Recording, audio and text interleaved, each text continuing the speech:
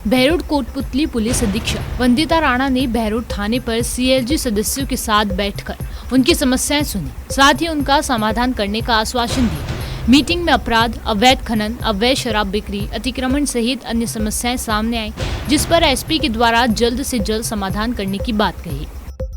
इसके साथ अपने आप को अपग्रेड कर रही है। इतने में हमें इस चीज़ से बचने के लिए अपने आप को तैयार करना पड़ेगा। जैसे कितनी बार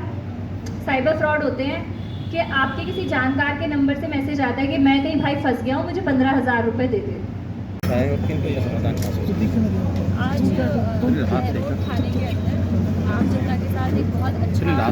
और बहुत ही डिटेल डिस्कशन हुआ, चर्चाएं हुई, जिसमें बहुत से मुद्दों के ऊपर चर्चाएं हुई। 1 जुलाई से नए कानून जो है वो इम्प्लीमेंट हो रहे हैं, जिसके बारे में भी आम जनता को जानकारी दी गई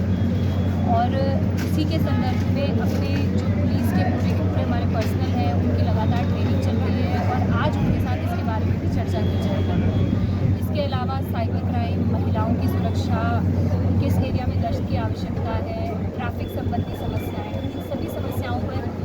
आम जनता ने अपने सुझाव रखे और उन सुझावों के ऊपर काम करने के लिए किस प्रकार से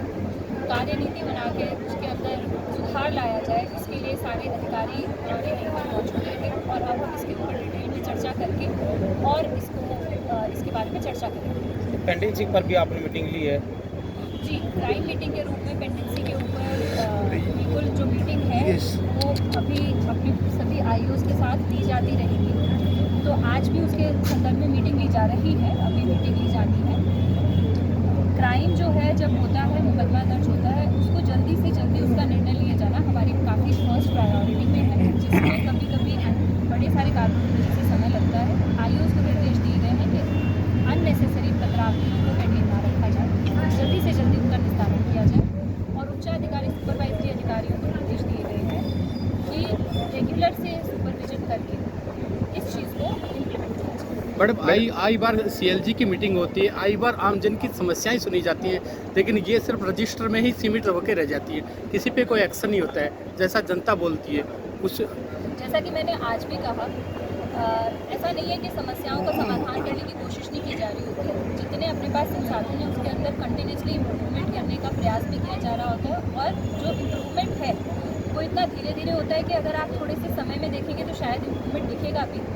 आज भी हमारा इंटेंशन यही है कि जब भी हमने जनता के साथ जो संवाद किया है उससे हम हमारे थोड़ा सा भी इम्प्रूवमेंट कर पाएँ अगले आने वाले माह भर के अंदर, तो हमारे लिए वो एक सफलता रहेगी और हमारा पूरा प्रयास। हरियाणा आते हुए साइबर क्राइम को कितनी बड़ी चुनौती मानती है पुलिस और कैसे निपटेगी? बढ़ते हुए साइबर क्राइम को एक्चुअली एक काफ़ी बड़ी चुनौती मान के रूप में पुलिस के द्वारा देखा जा रहा है, जिसके लिए अब समय के साथ ट्रेनिंग्स करके और जो एक अपनी कैपेसिटी बिल्डिंग करके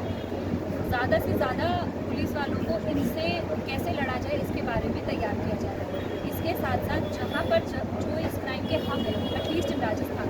फॉर एग्जांपल जब अपन पूरा का पूरा विश्लेषण करते हैं तो ये देखते हैं कि साइबर क्राइम के विक्टिम तो पूरे देश में फैले हुए हैं, लेकिन जो साइबर क्रिमिनल्स हैं उन्होंने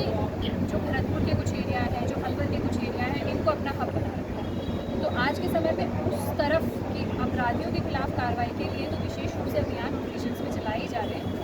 इसके साथ मुकदमों में अनुसंधान करके उनको क्रिमिनल्स को बनाना और वहाँ टीम्स को भेज के पकड़ के लेके आना और उनको जेल भेजना, ये हमारी डेफिनेटली प्रायोरिटी रहेगी। इसके साथ साथ आम जनता को जागरूक करना कि किस तरीके से इस प्रकार के क्राइम से बचा जा सकता है, ये भी एक बहुत बड़ा, बहुत इम्पोर्टेंट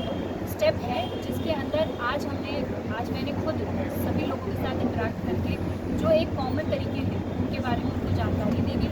और मीडिया वर्करों से भी मैं इंटीज करती हूँ कि समय पर इस चीज़ को हाईलाइट करके आम जनता में ये संदेश फैलाया जाए कि किस प्रकार से साइबर क्राइम से बचा जा सकता है। नया पुलिस एक्ट लागू हो रहा है, जैसा कि मैंने कहा कि दोनों ही तरीके के प्रावधान हैं, दोनों ही तरीके के। सबसे पहले तो हमेशा ही कोई कानून बनाने में आम जनता को न्याय मिले, यही उसका पर्पज़ होता है। तो आम जनता को न्याय की डायरेक्शन में जो नए कानून बने हैं उनमें बहुत से प्रावधान डाले हैं, लेकिन इसके साथ साथ अच्छे लोगों को अन्याय देने के लिए, अच्छे लोगों के साथ न्याय करने के लिए जो क्रिमिनल्स हैं उनके ऊपर स्ट्रिक्ट एक्शन का प्रावधान होना चाहिए। तो तो ऐसे भी प्रावधान है जिसमें जो स्ट्रिक्ट एक्शन है उसको और स्ट्रिक्टर बनाया गया है, जिससे जो क्रिमिनल हैं उनके अंदर भय ज्ञापित हो और वो क्रिमिनल कोई भी क्राइम करने से पहले 50 बार सोचे। मैम, बहरोड का क्षेत्र औद्योगिक क्षेत्र है। नीमराना, शाहजहाँपुर, बहरोड, सोतानाड़ा और केसवा, हजारों लोग यूपी, बिहार और बंगाल के रहते हैं, लेकिन उनके पुलिस वेरिफिकेशन नहीं है और वो अपराध करके आराम से निकल जाते हैं और हरियाणा को नजदीक पड़ते हैं। जैसे कि मैंने आपको बताया कि पुलिस वेरिफिकेशन की जो प्रक्रिया है वो थोड़ी सी इस प्रकार की है कि यूपी बिहार से वेरिफिकेशन के संबंधित थानों से आए, लेकिन हैविंग सेड दैट इसका मतलब ये नहीं है कि लोकल लेवल पे कुछ नहीं किया जाता है। हमने एक स्ट्रैटेजी बना दी है, इस स्ट्रैटेजी के अकॉर्डिंग जो सोसाइटी वाइज हैं उसमें वहाँ पर जो भी किराए पे रह रहे हैं लोग, एटलीस्ट उनके जो आइडेंटिफाइबल डॉक्यूमेंट्स हैं जैसे उनके आधार कार्ड है, पैन कार्ड है, उनको इकट्ठा करके पुलिस अपने थाने के स्तर पे अपना पूरा एक फॉर्म फॉर्मेट में तैयार किया गया, उसको करके फाइल मेंटेन रखेगी, जिससे कि आगे आने वाले समय में हमें इस आदमी से कोई चीज़ पड़ती है तो हमें अगर उसे यूपी जाके भी ढूंढ के लाना है, हम उसे ढूंढ के लाने भी समझते हैं। मैम, क्षेत्र में सूखा नशा बहुत बड़ी मात्रा में बिकता है। हाल ही में नीमराना में एक गाड़ी भी जब्त की थी, लेकिन अपराधी अभी तक नहीं पकड़े गए। जो नशे वाली प्रवृत्ति के बारे में जैसा आपने देखा कि हमने भी बहुत सारा डिस्कशन हुआ, उस डिस्कशन में भी यही बात थी कि हम कमिटेड हैं किसी भी प्रकार के इस तरीके के नशे की प्रवृत्ति को डिस्करेज करने के लिए, और जो भी इस तरीके की प्रवृत्ति को बढ़ावा दे रहे हैं, जो बेच रहे हैं, उनके खिलाफ कार्रवाई कर रहे हैं। इसके अंदर अगर गाड़ी पकड़ी गई है तो पुलिस द्वारा पकड़ी गई है, इन्वेस्टिगेशन में थोड़ा समय लग सकता है, लेकिन हम कल उसको पकड़ के लाएंगे, वो जरूर है। मैडम, अभी आपने कहा क्षेत्र में क्राइम हुआ, पुलिस को सूचना दे। रूरल क्षेत्र में यदि पुलिस समय पे पुलिस को उसकी सूचना मिलती तो शायद से नाइस राणा में वृद्ध की हत्या नहीं होती। वो कंट्रोल रूम पे बार बार फ़ोन कर रहा है, किसी को रिप्लाई नहीं मिल रहा। क्षेत्र में कहीं भी आईओज बदल गए, अधिकारी बदल गए, नंबर किसी के पास है नहीं, कहाँ सूचना दें? नहीं, हमने अभी ही अभियान चला के हर क्षेत्र में बीट कांस्टेबल के नंबर जो है वो अपडेट करना है। अगर आपको कोई स्पेसिफिक जगह ऐसी पता चलती है वहाँ अपडेट नहीं हुआ